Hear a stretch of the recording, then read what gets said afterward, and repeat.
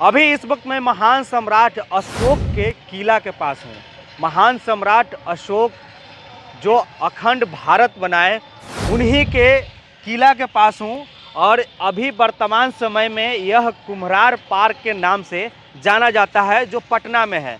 अभी हमारे साथ रोहित मौर्य हैं और इंजीनियर हेमंत कुमार हैं। ये दोनों भी हमारे साथ अभी इस चीज़ को दिखलाने के लिए आए हुए हैं और बतलाने के लिए आए हुए हैं। देखिए, अभी जिस जगह पर मैं खड़ा हूँ, ये जो है, इसके नीचे महान सम्राट अशोक का किला हुआ करता था और वर्तमान समय में अभी जो है पार्क में तब्दील हो चुका है। या यूँ कहें कि पाटलिपुत्र जो है वो ज़मीन के अंदर है और पटना जो है ज़मीन के ऊपर है। सबसे पहले आप दोनों को सीके टीवी इंडिया में बहुत बहुत स्वागत है। धन्यवाद आपका। हाँ। जो आप आज आए और इस कुम्हरार पार्क को दिखाने का एक समय दिए और यहाँ का पुरानी चीज़ों को बताने का मौका दिए। देखिए, ये जो है यहीं पर खुदाई हुआ था ना जी, यही पुरातत्व विभाग के तहत खुदाई हुआ था। हाँ। जो सम्राट अशोक का राज किला नहीं, राज दरबार हुआ करता था। अच्छा, जहाँ पर बैठ करके वो फैसला सुनाया करते थे। हाँ। अपराधियों को सजा दिया करते थे। हाँ। और अपने सारे नियम कानून यहीं से बैठ करके बनाया करते थे। और अखंड भारत पर सम्राट अशोक द्वारा जो है निर्माण इसी जगह पर बैठ करके पूरे अखंड भारत पर निर्माण हुआ। अखंड भारत का निर्माण यहीं से हुआ। जी, अखंड भारत का निर्माण यही पाटलिपुत्रा से हुआ, जो आज के डेट में पटना के नाम से जाना जाता है। चलिए, अब मैं आपको दिखलाने वाला हूं कि जब इस जगह पर खोदाई हुआ तो खोदाई के दरमियान क्या क्या मिला, क्या यहाँ से मिला। तो सबसे पहले आप देख लीजिए कि ये जो जगह है, अभी भी आप देख सकते हैं कि यहाँ पर ऐसा लग रहा है कि यहाँ पर खुदाई हुआ था। तो खुदाई के दरमियान जो मिला वो भी चीज़ मैं आपको बतलाने वाला हूँ, दिखलाने वाला हूँ कि कैसा महल था यहाँ पर। आप लोग बने रहे अंत तक। तो ये महान सम्राट अशोक का राज दरबार हुआ करता था, जैसा कि भैया बताए हैं। और यहाँ पर जो मिला वो चीज़ें जो है अभी अवशेष के रूप में रखा हुआ है, वो भी मैं आपको दिखलाऊंगा। अभी वर्तमान समय में आप यहाँ पर देखेंगे तो ये पार्क है और यहाँ पर बड़े बड़े पेड़ है जो यहाँ पर है। बगल में फूल पत्ती भी लगाया जा रहा है। और आइए देखिए, और ये देखिए यहाँ पर जो है ये लिखा हुआ भी है, बोर्ड भी है, मौर्य कालीन 80 स्तंभों युक्त विशाल कच्छ कुम्हरार वर्ष 1912-15 एवं 1951-55 में इस पूरा स्थल की खुदाई के दौरान 80 स्तंभ युक्त मौर्यकालीन एक विशाल कक्ष सभागार प्रकाश में आया, जिसके भू विन्यास में स्तंभों की 10 पंक्ति पूरब से पश्चिम एवं 8 पंक्ति उत्तर से दक्षिण है। स्तंभों एवं पंक्तियों के मध्य लगभग 15 फीट का अंतराल है। सभागार दक्षिणाभिमुख है। पूरा स्थल के चारों ओर हुई विकास गतिविधियों एवं भूजल स्तर में वृद्धि के कारण भग्नाशेष जलमग्न हो गए। इसके फलस्वरूप स्तंभों व पुरावेशों के अस्तित्व पर खतरा उत्पन्न हो गया। तो दृष्टिगत रखने हेतु उच्च स्तरीय विशेषज्ञ समिति की अनुशंसा पर सन 2005 में उक्त स्थल को मिट्टी एवं बालू से भर दिया गया है। अब देखिए, जब खुदाई हुआ था तो खुदाई के दौरान यही निकला और खुदाई में ये पिलर है। आप देखिए कि इसी पिलर पर राज दरबार बना हुआ था। ये देखिए, ये सारे पिलर है जो 80 यहाँ पर मिले हैं। और यहाँ पर एक मैप भी बनाया गया है ना। इधर आइए, और यहाँ पर एक पिलर को यहाँ पर रखा भी गया है, जो चलते चलते भी हम आपको दिखलाएंगे। भैया हैं जो कुछ बोलते भी चलेंगे। ये हमारे इंजीनियरिंग का एक नायाब नमूना है। आज जो हम इतना साइंस को विकसित कर चुके हैं, उसके बावजूद जो एक्यूरेसी और इसमें देखा गया है 15 फीट करके, और अपने जो स्तंभ बनाया सही जगह पे रखा हुआ है। आप इमेजिन कीजिए कि उस समय ना तो मीटर था, ना स्क्वायर फीट था, ना mm था। बावजूद इसके किस तरह से उन्होंने उस साइंस हाँ। जो आज हम इतना डेवलप करके बहुत से हमारे पास औजार आ गए ताकि हम लाइन लेंथ को देख सके, एक लाइन में रख सके। कुछ नहीं था, उसके बावजूद सभी लाइन में पिलर खड़ा हुआ है। और ये नायाब नमूना वो सिद्ध करता है जो वसुधैव कुटुंबकम का जो उन्होंने नारा दिया था, ये कितना उनके ना केवल सामाजिक बल्कि टेक्नोलॉजी को भी कितना वो आगे ले जा गए थे। आज उनके इस अवशेष को हम लोग, ये हमारा दुर्भाग्य है कि हम उसको यूज नहीं कर पा रहे हैं या उसका हम लोग लाभ नहीं उठा पा रहे हैं। नहीं तो ये गर्व की बात है कि हम उस भूमि पे पैदा हुए जहाँ सम्राट महान योद्धा पैदा हुआ करते हैं। बताइए, आप इंजीनियर हैं इसीलिए ये सब चीज़ों को अच्छे से जानकारी रख रहे हैं, आप मालूम है आपको, है ना? जी जी जी, ये देखने को बहुत कुछ सीखने मिलता है हमें कि चलिए आइए देखिए, आपको दिखलाते हैं कि यही वो पिलर है जो खुदाई के दरमियान मिला हुआ है।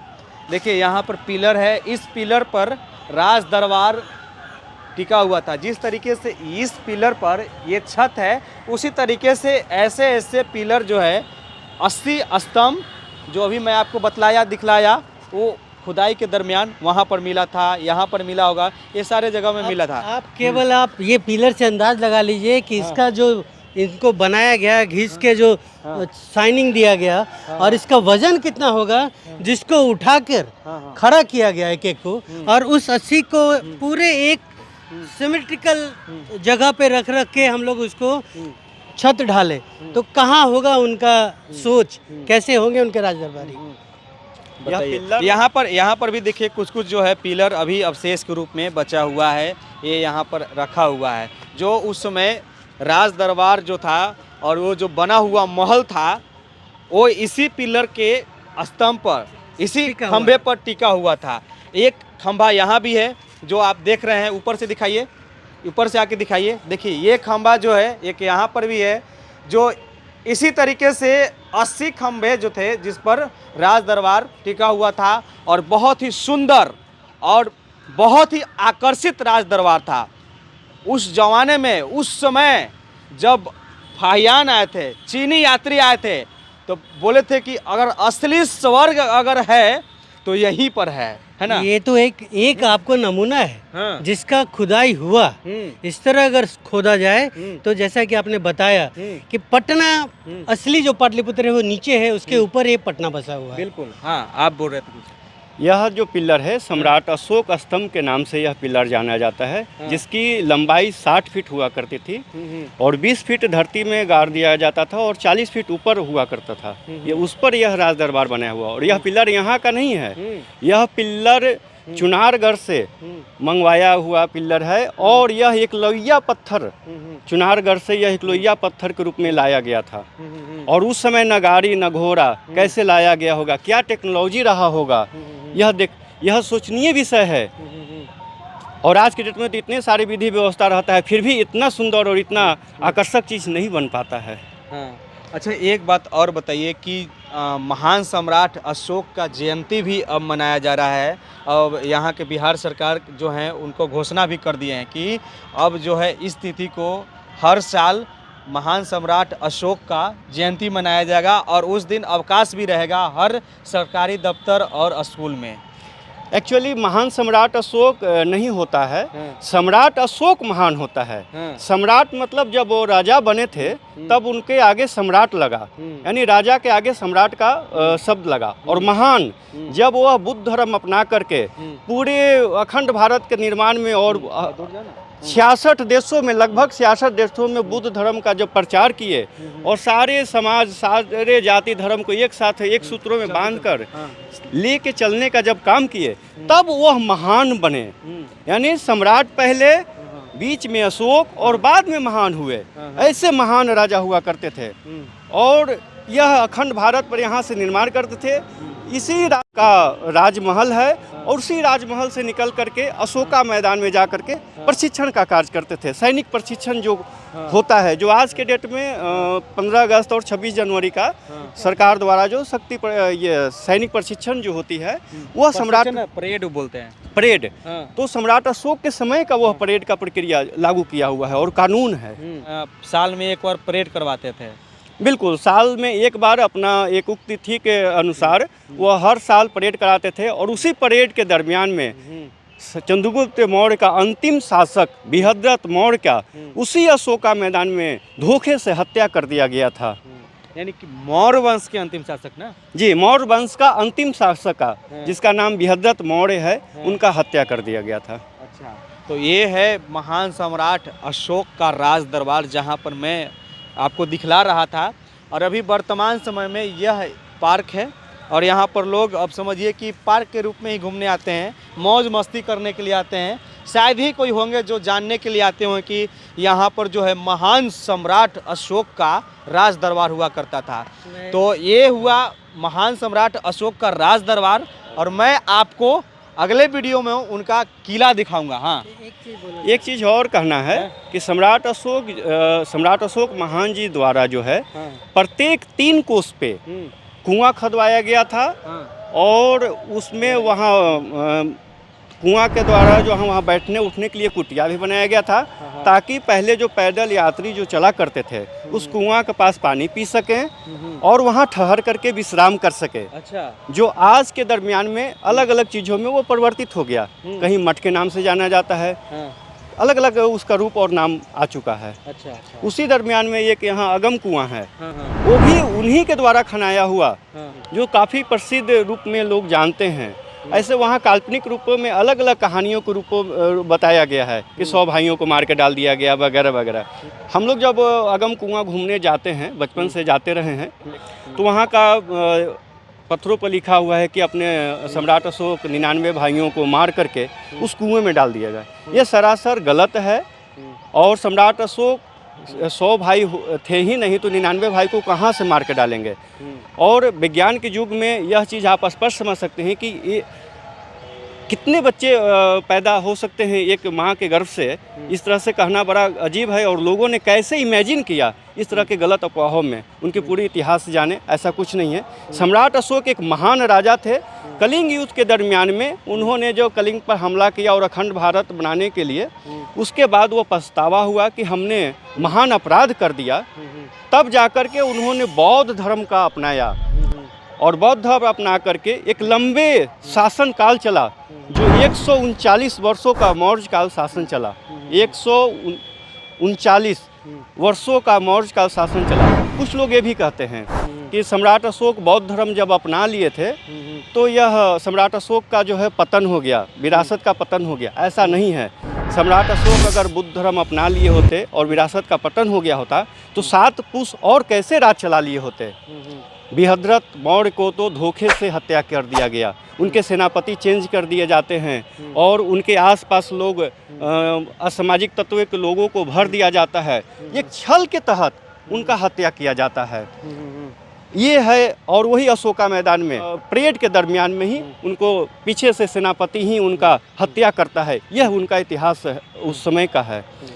और जो गोल घर है, आज का जो गोल घर है, वो सम्राट अशोक का, हमें जहाँ तक पता हुआ है, हम लोग किताबों के माध्यम से जाने हैं, वह सम्राट अशोक का जो है समाधि स्थल है। ऐसी गोल घर नहीं है, समाधि स्थल है। बाद में गोल घर बना है वो। अच्छा, ये बात है। चलिए, आप कुछ बोलना चाह रहे थे। जैसे आपने पूछा कि ये बिहार सरकार कब से छुट्टी की है, तो ये 2016 में, चूँकि वर्षों से लड़ाई चलते हुए, और ये दुर्भाग्य है हमारा, हम जो बता रहे थे आपको 1000 साल पहले, और ये जो भूमि है, ये पावन भूमि जहाँ से अखंड भारत का निर्माण हुआ, वसुधैव कुटुंब का नारा हुआ, वैसे महान सम्राट का जयंती समारोह हम लोग 2016 के साल से शुरू किए। छुट्टी दिया गया और अब जाके लोग धीरे धीरे जानने लगे। आज आपके चैनल के माध्यम से मुझे लगता है कि बाकी जो भी अधूरी जानकारी और लोगों को है वो मिल जाएगा। तो महान वो कब बनाए, जब उन्होंने कलिंगा युद्ध के लड़ाई के बाद, जैसा कि बताया हमारे धर्मेंद्र मौर्य जी ने, अपने भतीजे को देखा जो कि बौद्ध धर्म अपना लिए थे। बौद्ध धर्म नहीं, वो बौद्ध को मानने लगे थे। उनके चेहरे पे अजीब सुकून था और ये काफ़ी परेशान थे। तब इन्हें पता चला कि आखिर तुम ऐसे क्यों हो सुकून, और ये अपने गुरु के पास उनके भतीजा लेके गया और ये पूरा विधि को अपनाया। जिसे आज हम धर्म करते हैं, वो धर्म नहीं, एक महान वैज्ञानिक थे। हिंदू धर्म की कुरीतियों को जब उजागर किए, ये छुआछूत और ये सब के प्रति उनकी जब नाराज़गी हुई, तो लोग उन्हें अलग धर्म का बनाने लगे कि तुम हिंदू नहीं हो। तभी से सम्राट अशोक महान बने और लोग उनको, अब जब वो महान बन गए, सन्यासी का रूप ले लिए, तो लोग अलग अलग बातें करने लगे उनके बारे में। चलिए, फिलहाल के लिए इतना ही। आगे मैं आपको ये भी दिखलाऊंगा कि महान सम्राट अशोक का जो किला था वो कहाँ पर है। पहले मैं शुरू में तो बोल रहा था कि ये ही महान सम्राट अशोक का किला है, लेकिन ये किला नहीं था, ये राज दरबार था। यहाँ पर उनका राज दरबार लगा करता था। तो किला भी मैं दिखलाऊंगा। फिलहाल के लिए इतना ही। आप देख रहे थे CK TV इंडिया न्यूज़। नमस्कार, जय हिंद, जय भारत।